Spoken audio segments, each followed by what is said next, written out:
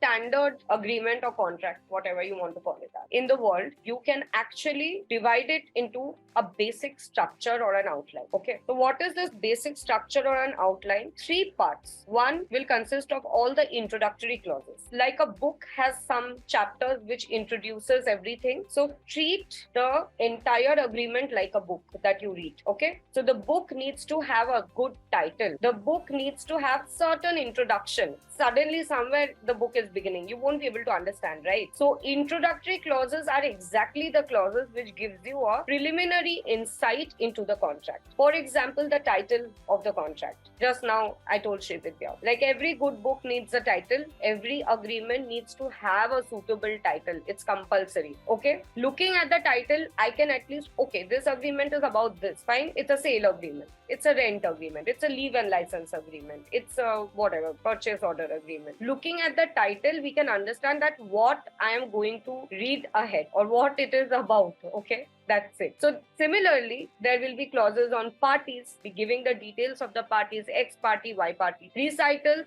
we have discussed. Recitals are basically nothing but a very brief capturing of the background in which the entire agreement is made. You will always see that in every contract there is this part called whereas. It starts with whereas right after the parties clause. That part is called whereas. Like that part is called recital. In the recital, we just capture that who are entering into the contract, what contract are they entering, and why are they entering into this contract. That's it. A very preliminary idea as to the background. That's it. Then you have the definition and the interpretation. So all these clauses together are known as introductory clauses. Introductory clauses are what clauses? Then it just introduces different things about the entire agreement that is going to take place or the transaction that is going to take place between the two parties. Next is your operative clauses. Now here is the catch. As we are not going to go into details, guys, today is just to give you an idea. Suppose there is a sale agreement, okay, and there is a rent agreement.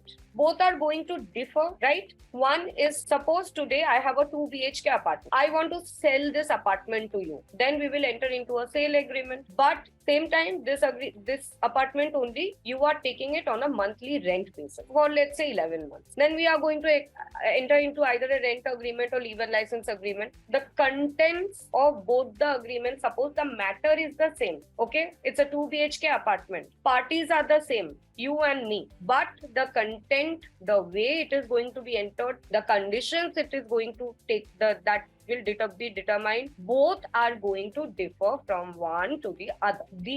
Everything that will differ, this is captured in the operative clauses. So tomorrow when you get to basically draft, like real like drafting with clients, okay, your focus will actually be on the operative clauses, because the rest two parts of the contract are more or less in a like similar manner. Okay, you just have to change the names and everything.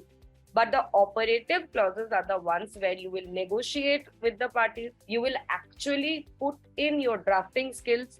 Okay, and operative clauses basically differentiate one agreement from the other agreement. Some examples of operative clauses may be the scope of the agreement, the payment clause, okay, how the payment is to be made, the mode of making payment, because in every agreement, the payment rate of payment differs.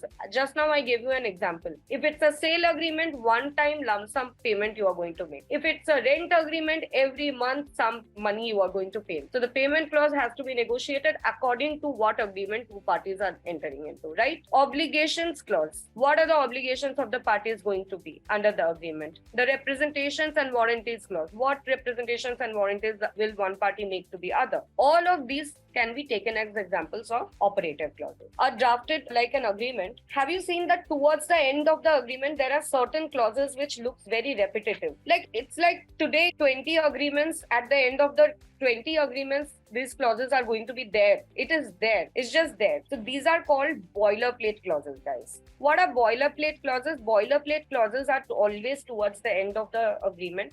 These are some standard clauses which, if you have a template, okay, and you have already drafted it, generally There is no room to negotiate in these clauses. These are more or less, they look the same in nature, and these are put as a standard form of practice at the end of every agreement, like the dispute resolution clause, like the governing law clause, like the jurisdiction clause, the counterparts clause, the notice clause, waiver clause, notice clause, like whom to give the notice, the address of the noticee, etc. These are clauses which are at the end of the contract. As a matter of practice, we put it just for the sake of it, and these are more or less repeated in every standard contract. So these are called boilerplate clauses. Understood? So main thing after every agreement, please note this down from day one. After every specific type of agreements, whenever you are reading, main thing will be your operative clauses.